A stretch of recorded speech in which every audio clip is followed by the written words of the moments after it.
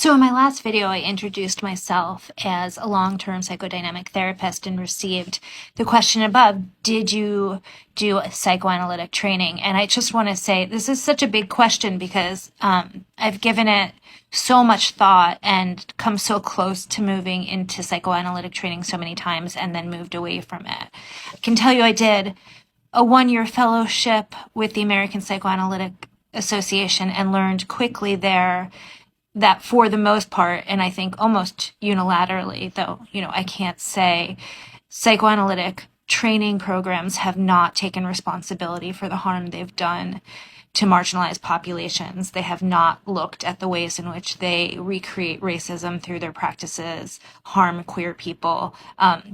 For all that they are into analyzing, I have not seen an institute truly be able to look inward at the harm it's created by making people feel like experts on other people's minds. So I've stayed away from psychoanalytic training. I have read a good amount of psychoanalytic writing.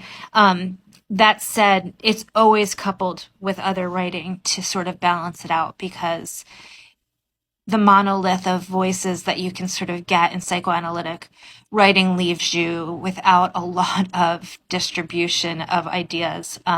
So I would never proceed as a therapist without, reading Audre Lorde or Bell Hooks, for example, and holding them in much higher esteem than writers like Freud and Jung and Fairbairn or whoever else is in the textbooks. I also take the research that's done by TikTokers, Instagram, Twitter, all of it seriously, because I see it as part of a democratization process around what works for people. And I'm reading that as much as I'm reading everything else, and watching that and taking that in as much as everything else. But no, I have not been done psychoanalytic training.